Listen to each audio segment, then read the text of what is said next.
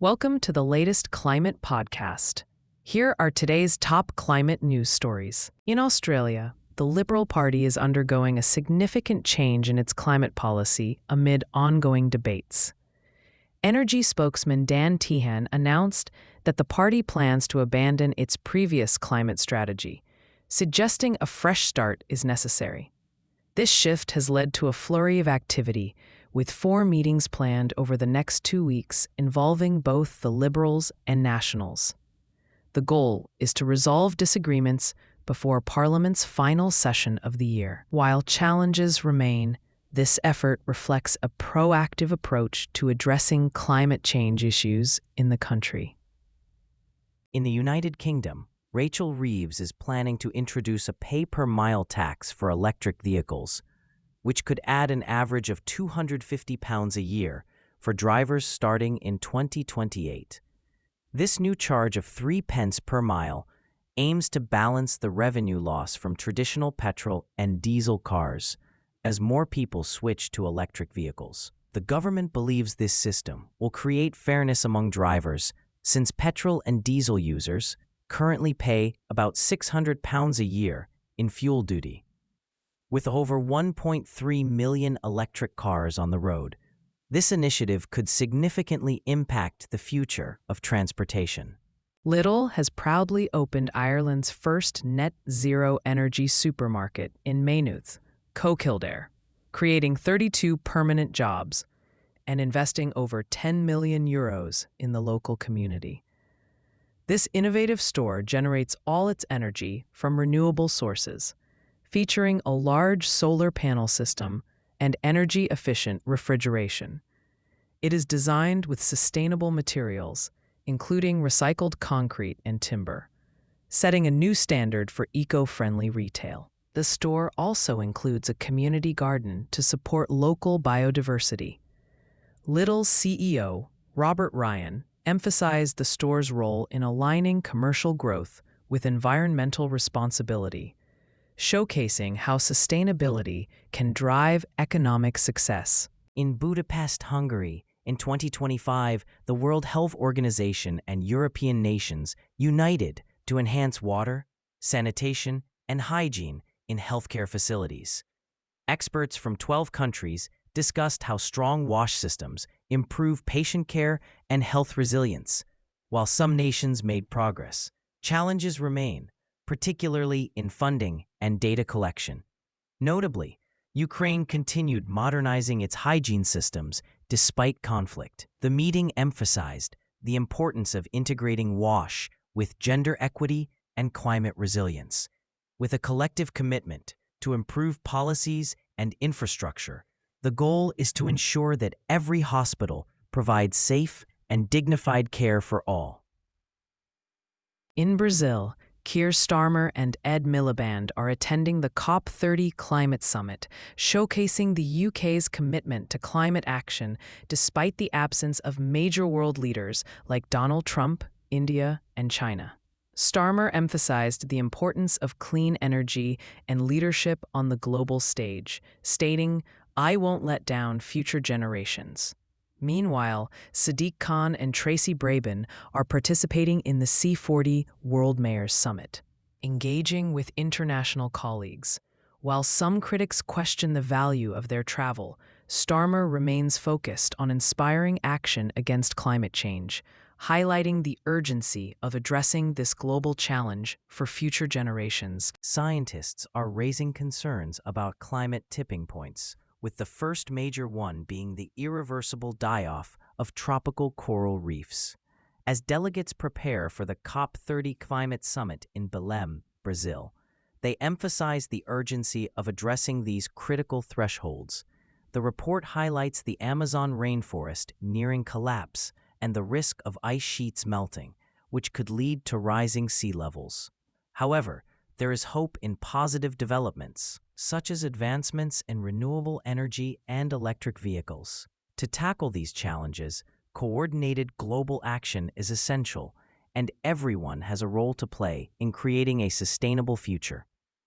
In the UK, drivers of electric vehicles are facing a new 3 pence per mile car tax, impacting up to 6 million people. Tanya Sinclair, CEO of Electric Vehicles UK, emphasized the need for a complete reform of the current tax system to reflect the changing vehicle landscape. She expressed concerns that rumors about the tax could harm the growing electric vehicle market.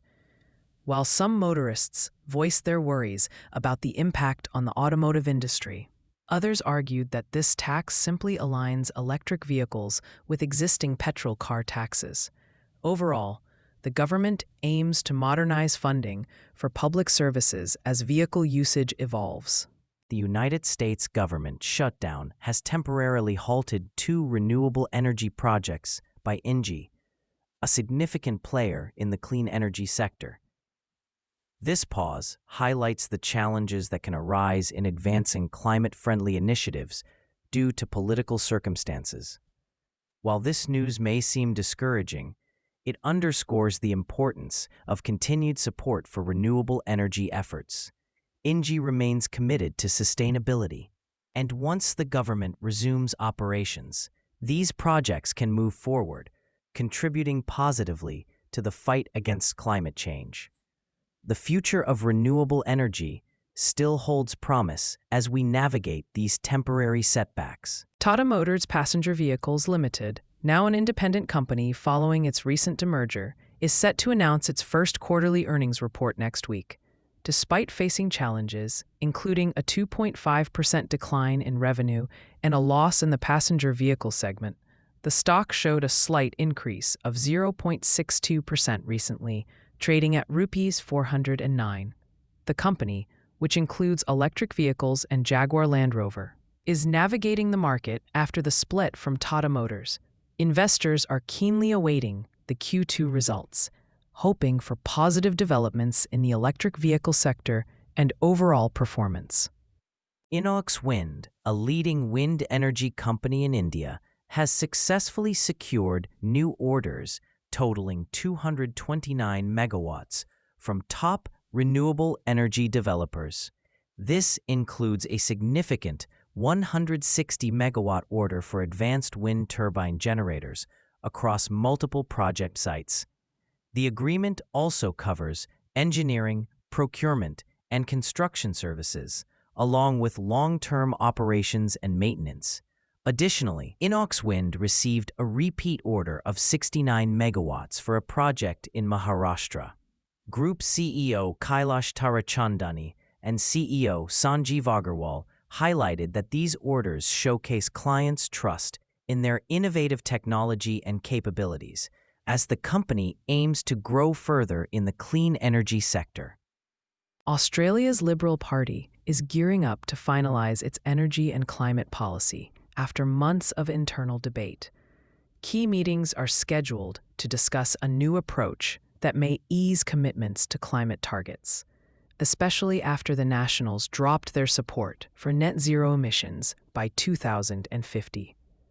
While there are discussions about incorporating nuclear energy into the plan, the coalition still needs to reach an agreement with the Nationals. A 6-person committee will work towards a compromise before a joint meeting on November 16th. This strategic move aims to strengthen their position on energy and emissions reduction moving forward. Singapore is exploring the potential of nuclear energy as a low-carbon source while collaborating with the International Atomic Energy Agency to gather data on neighboring countries' nuclear plans. Minister Tan See Leng noted that while countries like Malaysia, Indonesia, the Philippines, and Vietnam are considering nuclear power, details on their progress remain unclear. Malaysia aims to incorporate nuclear energy by 2031. Indonesia plans to commission its first plant by 2034, and the Philippines targets 2032 for its nuclear project. Singapore continues to assess advanced nuclear technologies, ensuring safety and feasibility for future deployment. India's Waaree Energies Limited has received a buy rating from Motilal Oswal with a target price of 4,000 per share, indicating an 18.7% potential increase. The company is a leader in solar cell and module manufacturing, holding a significant market share. Waaree Energies is well positioned to benefit from India's growing solar capacity, expected to rise to 160 gigawatts by 2028. Their integrated approach across the solar value chain, including green hydrogen and energy storage, enhances their growth prospects. With strong earnings forecasts and government support for renewable energy, Waaree Energies is set for exciting growth ahead. In Australia, Liberal MPs are returning to Parliament to discuss their commitment to achieving net zero emissions by 2050. This meeting comes after a review of the coalition's energy policies, prompted by their recent election loss. The Nationals have pushed to abandon the net zero target, which has led the Liberals to reconsider their stance. Party leader Susan Ley faces the challenge of uniting differing opinions within her party while addressing climate policies. Liberal frontbencher James Patterson emphasized the need for a unified approach to effectively hold the government accountable for its policies that may negatively impact the country. India will be represented by its ambassador to Brazil at the COP30 Leaders Summit in Belém on November 6th and 7th, where over 140 delegations will gather to discuss crucial climate issues. Environment Minister Bhupender Yadav will join later, emphasizing the need for action over dialogue. The summit will focus on forests, renewable energy, and climate finance, marking a decade since the Paris Agreement. Brazil plans to launch the Tropical Forest Forever facility to raise $125 billion for forest protection. India aims to showcase its initiatives, advocating for stronger support for developing countries to address climate challenges effectively. Singapore's Environment Minister, Grace Fu, highlights the challenges facing global climate action due to rising geopolitical tensions and economic uncertainties.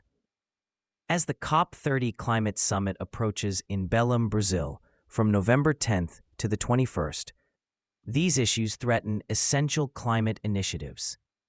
The withdrawal of the United States from the Paris Agreement complicates international cooperation, yet around 50,000 delegates from 190 countries are expected to attend. Fu emphasizes the need for collaboration to combat climate change and mentions Singapore's strategic approach to carbon credit sourcing under the Paris Agreement. Despite logistical hurdles, Singapore is adapting by reducing its delegation size to manage costs effectively.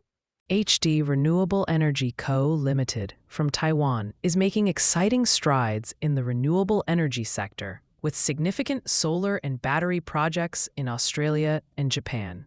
By 2028, the company aims to achieve 2.7 gigawatts of capacity in Australia, highlighted by a major partnership for the Templars battery project. In Japan, the Helios project is set to contribute 3.4 gigawatts of energy storage. Additionally, HDRE is enhancing energy trading through a new platform, MWEX Solutions, to streamline operations in deregulated markets. With a focus on sustainability and innovation, HDRE is poised for remarkable global growth in clean energy. Punjab is celebrating a significant advancement in renewable energy with the launch of its first gigascale solar module manufacturing plant by Roshni Renewable LLP. This exciting project, backed by major companies Valco and Solidus Technopower, will have a remarkable capacity of 1.8 gigawatts. It promises to boost the local industrial ecosystem, creating numerous job opportunities while utilizing innovative technology. Furthermore, this initiative supports the Government of India's Make in India campaign, aiming to reduce reliance on imported solar components and enhance self-sufficiency in the renewable energy sector. This is a fantastic step forward for Punjab and India. For more climate news, make sure to download the Change Your Climate app from the Apple App Store or Google Play Store. Please note, these stories were AI generated from real news sources, which isn't always perfect. If you have any concerns or questions about the news contained in this podcast, please reach out to us. Thank you and see you tomorrow.